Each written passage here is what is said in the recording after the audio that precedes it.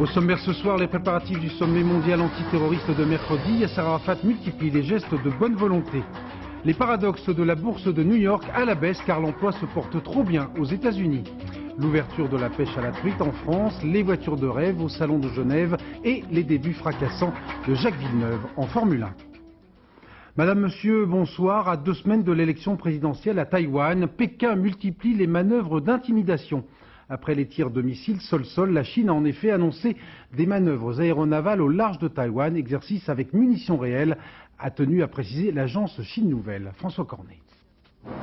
Intimidation, gesticulation, comment faire la part du vrai et du faux dans la menace de Pékin à l'égard de Taïwan?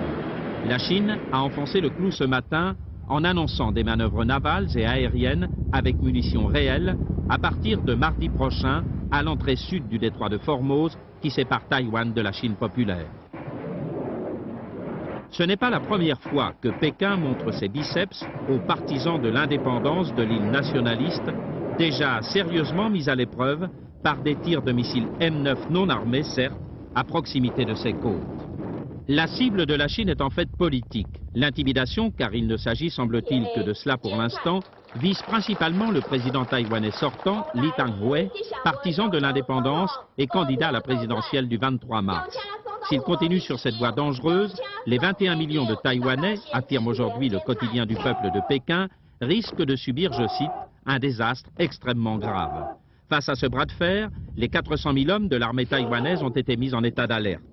L'île, qui dispose d'un gouvernement distinct depuis 1949, après la défaite des nationalistes de Chiang Kai-shek dans la guerre civile en Chine continentale, est considérée par Pékin comme une province renégate et non comme un territoire souverain. Les dirigeants d'une quinzaine de pays vont donc participer au sommet mondial contre le terrorisme mercredi prochain à Sharm el-Sheikh, une station balnéaire égyptienne sur la mer Rouge. Sont notamment attendus par l'hôte de ce sommet, le président égyptien Hosni Moubarak, Bill Clinton, Boris Eltsine, Jacques Chirac, Helmut Kohl, John Major, le président italien dont le pays préside actuellement l'Union européenne, Yasser Arafat bien sûr, Shimon Peres, le roi Hussein de Jordanie et plusieurs dirigeants arabes. Pour l'instant, le président syrien Hafez el-Assad réserve sa réponse. Dans la perspective de ce sommet antiterroriste de mercredi, Yasser Arafat multiplie les gestes de bonne volonté. La police palestinienne a arrêté aujourd'hui 2 nouveaux dirigeants politiques du Hamas, dont l'un des 7 cofondateurs de ce mouvement islamiste. D'autre part, le chef de l'autorité palestinienne a limogé le chef de la sécurité préventive en Cisjordanie et il a rencontré aujourd'hui en secret de hauts responsables de la CIA. Reportage Charles Anderlin. Le sous-sol de la prison de Gaza. De nombreux militants palestiniens connaissent bien l'endroit pour y avoir séjourné durant l'occupation israélienne. Aujourd'hui, les gardiens sont des fonctionnaires de l'autorité palestinienne et les détenus des membres du Hamas.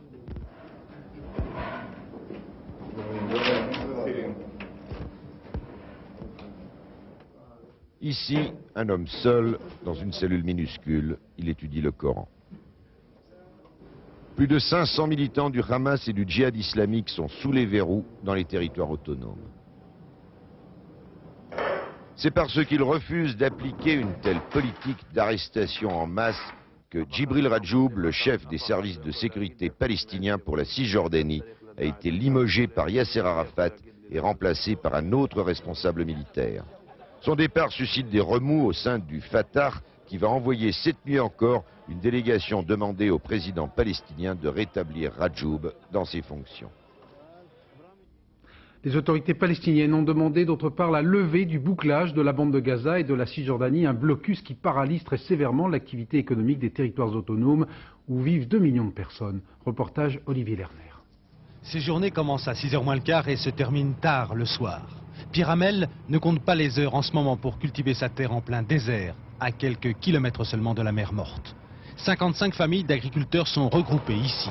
Selon les besoins, 10 à 15 Palestiniens viennent chaque jour travailler sous ses ordres. Il votera à droite. En mai prochain, la sécurité est la première de ses préoccupations. C'est la force qui est au pouvoir. Et si les accords d'Oslo ont été pour les Arabes un signe de faiblesse d'Israël, et pas du tout une recherche vers la paix. Ça a été, pour les Arabes, nous sommes devenus un peuple faible. Et c'est pour ça qu'on reçoit des coups. Il va y avoir un sommet antiterroriste dans quelques jours. Qu'est-ce que vous en pensez? C'est une bonne chose? C'est de la rigolade, c'est ce qu'on appelle c'est du cinéma, voilà, du cinéma hollywoodien. D'un seul coup, on s'occupe du terrorisme. Non, cela est fait pour soutenir Shimon Peres pour les prochaines élections, c'est tout. Les Palestiniens de Jéricho, qu'il connaît depuis 25 ans, ont été retenus aujourd'hui encore dans leur territoire autonome. Pierre Hamel ne s'épanche pas vraiment sur leur sort. Ils savent exactement pourquoi ils sont bouclés. Ils se demandent simplement pourquoi ça a duré tellement longtemps avant qu'ils soient bouclés. Parce qu'ils savent exactement comment on doit se comporter envers le terrorisme. Eux, ils savent. Tout près, dans Jéricho, la colère commence à gronder. Quelques dizaines de Palestiniens sont bloqués ici sur la Grande Place. Ils tournent en rond depuis 15 jours. Vous savez, le bouclage ne va rien arranger et ce n'est pas ça qui va stopper la vague d'attentats. Nous, on veut la paix et surtout, on veut travailler. Et ils vont passer une nouvelle fois la nuit dans les jardins du poste de police. Le bouclage des territoires autonomes palestiniens sera levé dans quelques jours, si tout va bien. La Commission européenne s'est déclarée prête à envoyer une aide d'urgence aux populations palestiniennes. Les 15 vont accélérer leur aide économique aux dirigeants palestiniens pour sauvegarder le processus de paix. L'Iran, par la voix de son ministre des Affaires étrangères, a critiqué l'organisation du sommet antiterroriste de mercredi. Ali Velayati a démenti catégoriquement tout soutien direct ou indirect de Téhéran au mouvement Hamas. D'autre part, à Londres, le gouvernement britannique a bloqué les comptes d'un fonds palestinien soupçonné de financer le Hamas de façon occulte. À Londres, pour France 2, Bernard Lebrun. Ce n'est que tard hier soir que John Major s'est enfin décidé à passer à l'action. Tout d'abord en annonçant qu'il se rendra bien en Égypte mercredi au sommet antiterroriste. Ensuite, pour répondre aux allégations du Mossad israélien, il a placé sous contrôle quelques officines de propagande palestinienne basées à Londres et proches du Hamas. Comme ici, dans ce quartier HLM très dur, au nord-ouest de Londres, près du stade de Wembley. Ici, siège l'association Interpal, International Palestinian Movement en français, le Fonds palestinien de secours et de développement. Selon le MI5, les services de sécurité britanniques, Interpal aurait envoyé 8 millions de francs en Cisjordanie et Gaza l'an dernier, principalement pour les écoles du Hamas, aux lieux de propagande antisémite, ainsi qu'aux dispensaires médicaux des camps de réfugiés. Et c'est tout, rien pour la branche armée du Hamas, affirme-t-il.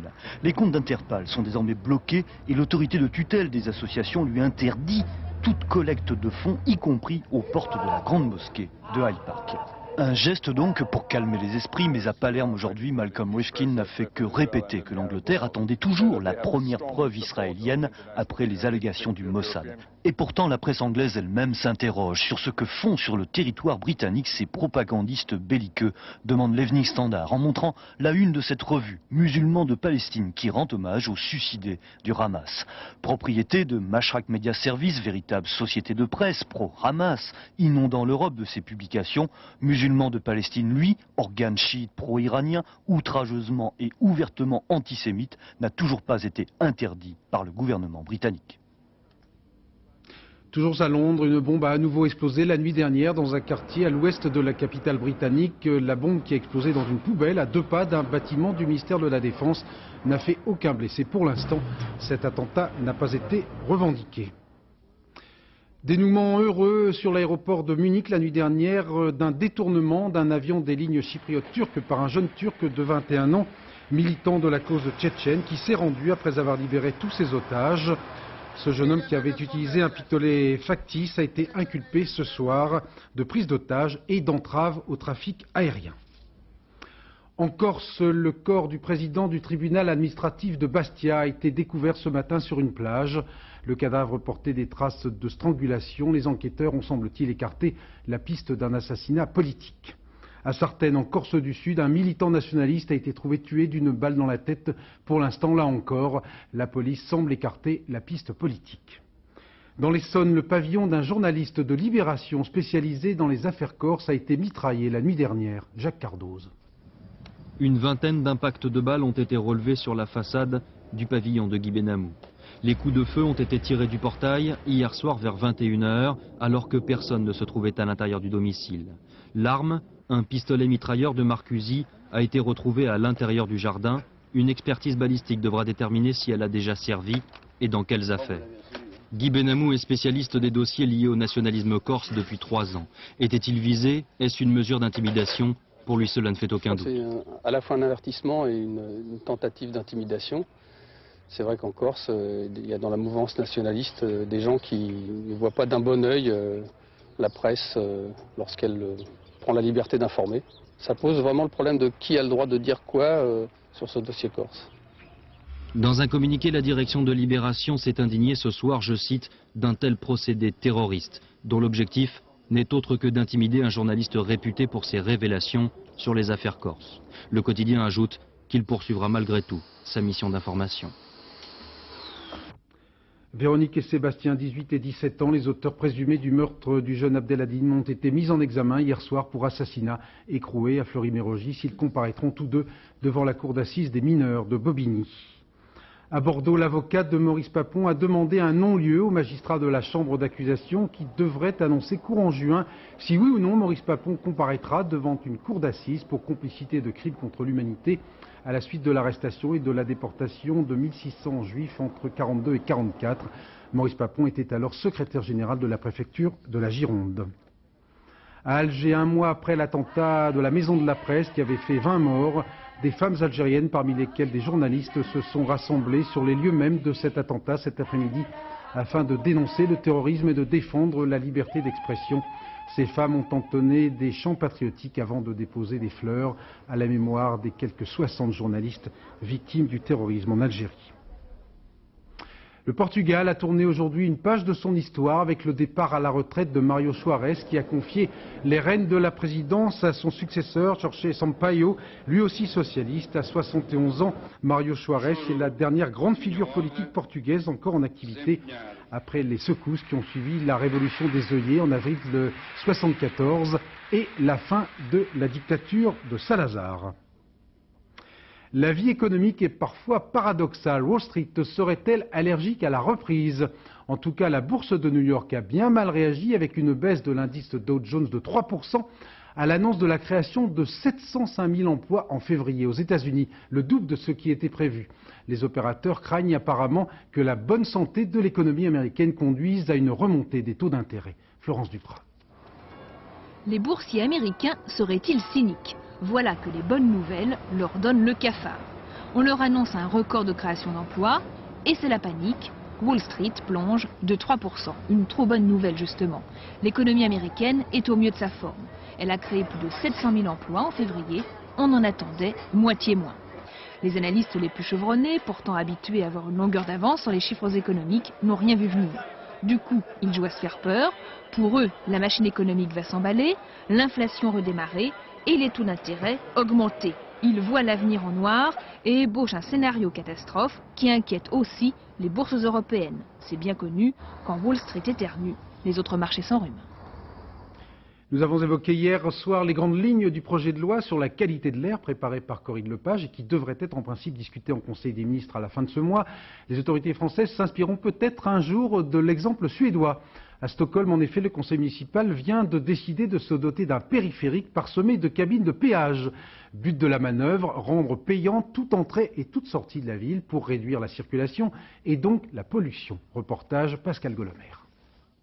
À première vue, Stockholm ne connaît pas vraiment de problème de circulation, ni sur la glace, ni sur la route d'ailleurs. Avec 1,5 million d'habitants, le trafic ici n'a rien à voir avec la pagaille que doivent affronter chaque jour les Parisiens ou les Londoniens. Trop c'est trop, dit pourtant la municipalité. Trop de voitures, trop de bruit, trop de pollution, il faut réduire la circulation. La solution, achever le grand périphérique et installer une trentaine de cabines de péage tout autour de la ville. 15 francs pour la voiture qui entrera ou sortira du centre, c'est pour l'an 2000 et ce n'est pas très populaire. Bien sûr, les gens n'aiment pas cela. Mais d'un autre côté, nous avons vraiment besoin d'argent pour construire ce périphérique. Et puis, les péages permettront aussi de réduire le trafic en ville. L'idée, c'est d'abord de redonner de l'espace aux piétons, leur redonner de l'air surtout, de l'air pur. Les émissions de dioxyde de carbone doivent diminuer de 40% d'ici à 2005. Moins de voitures, plus d'espace vert, l'électorat écologiste pèse lourd. J'ai bien peur que nous ayons tous le même système de respiration sur cette terre. Et cela agresse votre corps si vous inhalez trop de gaz toxiques des voitures. Les lois de la nature sont les mêmes partout. Alors peut-être sommes-nous conscients du problème un peu plus tôt que les autres. À ceux qui renonceront à leur voiture, la ville proposera bientôt, c'est promis, un réseau ferroviaire plus dense à travers la région. Encore faut-il convaincre les automobilistes d'abandonner le volant, ou alors en tout cas de payer pour rouler, eux qui estiment avoir déjà donné. Nous payons 45 milliards de francs par an en Suède en taxes pour nos voitures, et le gouvernement n'a dépensé que 12 pour les routes, pour les constructions et tout ça. Alors, s'il doit y avoir de nouvelles routes, eh bien le gouvernement, il n'a qu'à les financer. Charlie et ses amis veulent organiser des manifestations. La municipalité, elle, espère bien montrer la voie aux autres grandes villes européennes, pour l'instant bien timides dans leurs décisions. Bruxelles propose de protéger par des appellations contrôlées européennes 318 produits agricoles dont un tiers sont français et devraient donc bénéficier d'une meilleure protection. Mais, comme rien n'est jamais simple en matière européenne, une polémique est en train de se développer. La Commission de Bruxelles considère en effet que la dénomination camembert, par exemple, ne peut être protégée car elle est déjà largement utilisée à travers l'Europe. La feta, en revanche, devra être exclusivement produite en Grèce, ce qui irrite les producteurs de la région de Roquefort qui se sont diversifiés depuis maintenant une quinzaine d'années dans la fabrication de ce type de fromage. Reportage Christophe Larocca, Olivier Combe. Cette feta, que vous achetez pour agrémenter votre salade, n'a jamais connu les paysages de la Grèce. Elle est produite ici sur les côtes de la Lozère et de l'Aveyron. Comme Christophe Wors, ils sont près de 700 éleveurs à produire ici du lait pour la feta. Les petites bergeries de montagne ont pratiquement disparu. Il faut au moins 200 brebis pour gagner sa vie. Et pour absorber la production, il y a 15 ans, il a bien fallu se diversifier. Ici, c'était une région qui faisait rien que du roquefort. Et la surproduction nous a amené à faire de la feta. Et maintenant, c'est une production importante pour vous? Maintenant, c'est une production importante. C'est à peu près un quart de la production qui part à la feta. L'usine de feta s'est installée en 1980 à 10 km de la ferme des Wors, avec la bénédiction de l'Europe qui a fourni 45% des fonds nécessaires à sa construction. Si Bruxelles décide aujourd'hui d'interdire l'appellation feta, les 3000 tonnes de fromage destinées au marché européen auront bien du mal à trouver preneur. Aujourd'hui, le consommateur, lorsqu'il fait des achats, a besoin de repères. Le mot feta est un repère pour lui, et si nous perdions cette appellation feta, nous perdrions à peu près 2/3 de nos ventes à ce jour. Ce que demandent Aveyronnais et Lozériens, c'est que le nom feta soit considéré comme générique, à l'image du camembert ou du brie, dont les noms, selon Bruxelles, sont tombés dans le domaine public.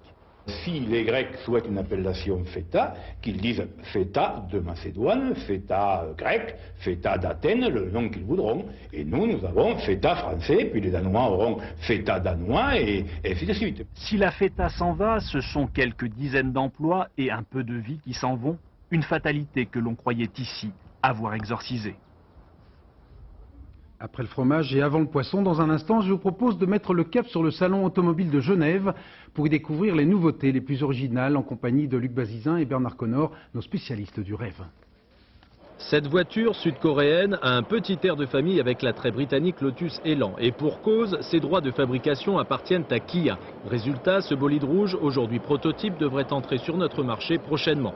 L'allemand Audi, dans un tout autre style, présente une voiture de même philosophie, petite et rapide. Cette fibre sportive passe d'une marque à l'autre à la vitesse grand V, puisque celles que l'on appelle les roadsters se multiplient comme des petits pains. Il n'y a décidément plus de frontières, l'attrait germanique BMW Z3 a trouvé sa terre d'adoption outre-Atlantique, lieu de son usine de fabrication. On a fabriqué aux États-Unis parce que la plupart des roadsters resteront aux États-Unis. Et bien sûr, nous avons beaucoup moins de difficultés avec les changements des cours des dollars. $1, presque $1, puisque Mercedes a choisi la même solution, fabriquer aux États-Unis son futur tout-terrain. Ce véhicule de loisir à 4 roues motrices permanentes marquera de son empreinte le sol européen dès 1998. À son bord, tout le rêve électronique. Grande avancée technologique également pour ce tout nouveau coupé Jaguar, nom de code XK8. Une révolution esthétique pour une signature toujours très britannique. L'image est très importante, mais l'aspect pratique aussi. De nos jours, Jaguar est devenu bien plus raisonnable. Autrefois, et là je parle de toute l'industrie automobile, il y avait un sentiment d'opulence et d'argent facile. Je pense que dans les prix, nous sommes tous beaucoup plus réalistes. Toutefois, ce réalisme varie de 300 à 600 000 francs chez Jaguar. Les plus sportives et souvent les plus voyantes restent la plupart du temps celles que l'on regarde pour le plaisir. De la Viper à la Ferrari F50, le voyage dans le rêve se fait en un clin d'œil. Un regard qui flatte l'imaginaire et qui évite surtout d'être trop à cheval sur les prix. Objectif truitre, comme dirait le regretté Schubert. Depuis ce matin, plus d'1 300 000 amateurs de pêche à la ligne ont pris d'assaut les berges de nos belles rivières. Un moment attendu depuis de longs mois et préparé avec ferveur, que dis-je, avec émotion. Reportage en Dordogne, Éric Perrin, Xavier Arias. Généralement, on l'attend tellement ce jour qu'on préfère passer les dernières heures entre copains. Christophe, Jean-Christophe et Romain tuent leur impatience en fignolant les ultimes préparatifs. Ils ont tous posé une semaine de vacances pour l'ouverture de la pêche qu'ils attendent depuis plus de 5 mois et ils ne seront pas les seuls. En matin, il y aura 30 000 personnes au bord de l'eau. Voilà. En gros, il y en aura plus que dans les rues de toutes les villes de Dordogne, quoi. Salut. Salut. Bonjour. Bonjour, ça va Punaise, il est beau comme un sapin de Noël. C'est bon, les savants étaient montés? Non, on a déjà eu un incident Et il y a des jours comme ça qu'on a tellement attendu qu'on en oublierait presque l'essentiel. Bah, j'en ai pas assez, mais enfin, je vais taxer à droite à gauche. C'est-à-dire dans l'excitation, vous avez oublié les verres? Oui, on peut le prendre comme ça, oublier les verres et les teignes. Donc je suis parti avec rien. Avant le poisson, peut-être le plaisir des yeux. La première prise du pêcheur, c'est la prise de vue. Tous les amateurs vous le diront qu'ils pêchent au toc, au bouchon ou à la mouche. À l'ouverture, ça mord rarement. Et quand enfin ça tire dans la canne, déception, ce n'est qu'un cabot, poisson sans grand intérêt, qu'on remet à l'eau. Dans le Périgord, pour l'ouverture, on ne badine pas avec les traditions. C'est bien connu, monter à l'attaque du poisson, ça creuse, passer son temps dans l'eau, ça donne soif. La tradition de l'ouverture, le foie gras, le saucisson, le jambon, éventuellement les truites, mais ça marche pas à chaque fois. Et puis enfin, elle paraît, la véritable truite sauvage, tant recherchée, tant aimée. Celle-là, qu'est-ce que vous allez en faire, la manger ou... Non, on va la relâcher. Et pourquoi? Ça ne fait pas la maille d'une part, et puis c'est pas joli quoi. Il vaut mieux la laisser vivre. Hein? C'est comme ça qu'on fait. Allez, attends. Des mois d'attente et il arrive pourtant que l'on relâche sa prise, soit parce qu'elle est trop petite, soit par esprit sportif. Mais en la matière, pas de règle définitive. Ce soir, au menu de nos 3 amis, beaucoup de souvenirs et une belle truite. Ce bécard, ah oui, beau mal, hein? Beau mal.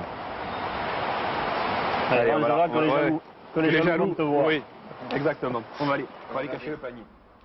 Si je vous dis Mont Ventoux, vous penserez sans doute tout d'abord aux exploits des coureurs du Tour de France sous la canicule. Le saviez-vous? Ce mont qui culmine à 1900 mètres au cœur du Vaucluse fait également la joie des skieurs lorsque bien sûr les conditions d'enneigement s'y prêtent. Reportage Yannick Aroussi, Jean-François Giorgetti. Derrière les vignes et les amandiers en fleurs, le mont Ventoux posé au cœur de la Provence. Derrière la crête balayée par le Mistral, la station de ski du Mont Serein, la seule du département de Vaucluse. 8 téléskis, 12 km de piste et des clients heureux. C'est la première fois que je viens. Hein, je suis assez surpris. Par quoi? Par l'état de la neige, par la qualité des pistes, par le dénivelé qu'il y a, c'est intéressant. Il n'y a pas beaucoup de monde, c'est bien. On n'a pas besoin de faire 3 heures la queue pour prendre le téléski, c'est bien. Oh, mais pour un après-midi, une journée, c'est bon. Mais une semaine, non quand même. L'atout du Ventoux, c'est sa proximité, 45 minutes d'Avignon. Les skieurs viennent essentiellement du Vaucluse, du Gard, de l'Hérault et des Bouches-du-Rhône. L'inconvénient du Ventoux, c'est la météo. Entre 1400 et 1800 mètres d'altitude, la neige, ça va, ça vient. Nous avons le record de France en nombre de fermetures et d'ouvertures de la station. C'est-à-dire que nous ouvrons souvent début décembre, mais nous refermons, puis nous réouvrons début janvier ou mi-janvier. En fait, il n'y a absolument pas de date définie. On ne peut pas. Difficile dans ces conditions d'organiser l'emploi du temps des travailleurs saisonniers. Mais ici, on est pragmatique et économe. Les secours sont assurés par des pompiers volontaires. Nous sommes la seule station en France, ou une des seules stations, à assurer le secours aussi bien sur la voie publique que sur les pistes de ski au niveau du Mont Serein. Des secours assez nombreux. La station du Mont-Serein accueille beaucoup de débutants, pas toujours maîtres de leur trajectoire. Difficile parfois de garder sa sérénité. C'est parti. Un peu plus haut sur la map monde à Lillehammer en Norvège, le skieur français Christophe Sayoni est enfin monté sur un podium. Christophe Sayoni a en effet terminé 3e de la finale du slalom géant, se permettant au passage le luxe de battre l'Italien Alberto Tomba. Belle revanche après son élimination au championnat du monde de Sierra Nevada en Espagne. Bon sang ne saurait mentir. À 24 ans, le fils du grand champion canadien Gilles Villeneuve, mort au volant en 82, Jacques Villeneuve, a fait des débuts tout à fait fracassants en Formule 1 en décrochant la nuit dernière à Melbourne la pole position dès son premier Grand Prix. Laurent-Frédéric Vollet. Une certitude, il va falloir s'habituer à son visage. Jacques Villeneuve et son sourire, son regard bleu, sa voiture et surtout son incroyable talent de pilote. À 24 ans, le jeune Canadien fait une entrée fracassante dans le monde de la Formule 1. Premier Grand Prix et première pole position, il est le 3e pilote de l'histoire, après Mario Andretti et Carlos Reutemann, à réaliser cet exploit. Villeneuve qui bluffe tout le monde en Australie, notamment les Schumacher, les Damon Hill ou les Alesi. Villeneuve qui hésite encore à vraiment laisser éclater sa joie, c'est encore trop tôt sans doute, mais ce pouce levé signifie déjà bien des choses. Il signifie avant tout la victoire d'une volonté née dans un regard d'enfant, puis d'adolescent, pour un père trop vite disparu. Jacques, fils de Gilles Villeneuve, mort lors des essais du Grand Prix de Belgique 82, un père qui a laissé des traces indélébiles et que le fils s'apprête maintenant à suivre. Dans ce regard, de l'intelligence et une étonnante maturité. Autour de lui, la confiance est immédiate, car l'évidence est là, si précieuse en Formule 1, le Québécois a tout l'avenir devant lui et il a tout pour devenir le meilleur. L'histoire indigne les Britanniques, grands défenseurs des animaux devant l'éternel, mais aussi gastronomes réputés. Figurez-vous qu'un inconnu a, semble-t-il, enlevé près de 4000 pigeons installés à Trafalgar Square, qu'il aurait revendus à des restaurants pour en faire du pâté. Le problème, c'est que le ravisseur ne peut être inculpé de vol puisque les volatiles n'appartiennent à personne. À Londres pour France 2, Bernard Lebrun. Regardez-les bien droit dans les yeux, ça se voit, les pigeons de Trafalgar Square sont nerveux et suspicieux. Après Jack l'Éventreur, un nouveau criminel sévit quotidiennement à Londres, le voleur de pigeons. Voyez ce confrère britannique sans doute moins adroit que le voleur, mais plus consciencieux. Avec un carton, il tente d'attraper la bête. Raté. À ce rythme-là, pas facile d'en prendre 4000, bilan des disparus, qui sans doute ont fini leur existence comme celui-ci, au four, dans une casserole. Le témoin du larcin, c'est lui, le vendeur de graines à pigeons de Trafalgar Square. Et les voleurs, ils n'aiment pas. C'est autant de manque à gagner pour moi, dit-il. Moins il y a de pigeons, moins je vends de nourriture. Of course, sir. La presse crie au voleur du patrimoine national, abat le tueur, au secours Bridget, Madame Bardot dans le texte. On nous vole, on nous assassine, mais que fait la police? Elle enquête, monsieur. Elle renifle les odeurs de pigeons derrière les cuisines des restaurants. Le voleur court toujours, mais Scotland Yard se demande encore comment faire pour compter chaque jour le capital de Trafalgar. Facile, 1, 2, 3, 4162, ouf, le compte est bon. Et demain, chef, on recommence. Autres endroits où l'on trouve pas mal de pigeons, les casinos. Transition assez lamentable, je vous l'accorde, pour évoquer le tout dernier film de Martin Scorsese qui sort mercredi sur nos écrans. L'action se passe à Las Vegas. Robert De Niro, légèrement compromis avec la mafia, dirige un casino. C'est le paradis, mais sa rencontre avec une femme de mauvaise mœurs, Sharon Stone, va provoquer une véritable descente aux enfers. Nicole Cornu-Langlois et Alain Dubas ont eu le privilège de rencontrer Sharon Stone, qui a, semble-t-il, une bonne chance de remporter un Oscar pour son interprétation. Un entretien avec Sharon Stone n'engendre ni la monotonie ni la mélancolie. Manifestement, elle adore séduire, s'amuser avec la caméra. Et quand elle joue avec De Niro dans Casino, sous la direction de Scorsese, elle s'impose dans le rôle de Ginger. Ils me stimulent, ces hommes-là. Mon père était comme ça. Ils sont vraiment exigeants, vraiment machos, provocateurs même. Et je crois que je me suis identifiée à eux. C'était ma famille. J'avais quelque chose à leur prouver. Et je l'ai fait. Tricheuse, exubérante, Ginger envoûte immédiatement le directeur du casino, au point qu'il lui propose le mariage. Mais elle est lucide et dit la vérité. Elle ne l'aime pas. Je prendrai soin de toi mieux que tu n'as jamais pu. Tu me baratines. C'est comme je te dis. Tu seras peinarde pendant toute ta vie. Je te donne ma parole. Elle accepte, et ce sera la gloire d'un couple, puis la décadence, par manque de moralité et d'estime. On dit que chaque artiste peint le même tableau 1 millier de fois dans sa vie. Je crois que quel qu'il soit, les personnages de Martin Scorsese cherchent le bien et le mal, Dieu et le diable, et mon histoire, c'est la recherche de l'amour. Mais Las Vegas, c'est le désert de l'amour. Seul compte le pouvoir et l'argent. Et Ginger va y perdre son âme, son honneur et sa vie. Un personnage désespéré dans lequel elle s'est totalement investie. À la dernière scène, mon cœur a fait comme ça. On pouvait entendre les pulsations dans mon cou. Et j'ai fait comme ça. Et quand je suis tombée, j'ai eu l'impression que Ginger m'avait quittée.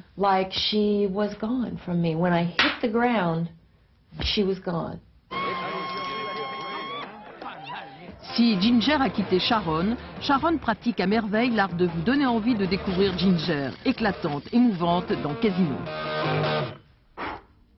L'occasion de saluer la sortie du numéro 500 des Cahiers du cinéma avec un rédacteur en chef tout à fait exceptionnel, Martin Scorsese.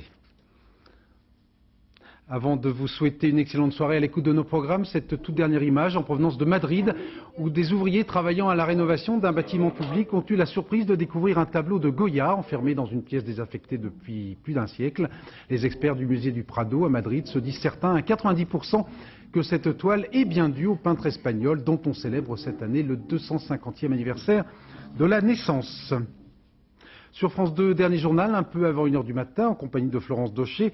Demain, dès 7h, thé ou café, Catherine Sellac recevra Michel Galabru et à midi, polémique, l'émission de Michel Cotta avec demain François Bayrou, le ministre de l'Éducation nationale, et un grand débat sur le féminisme.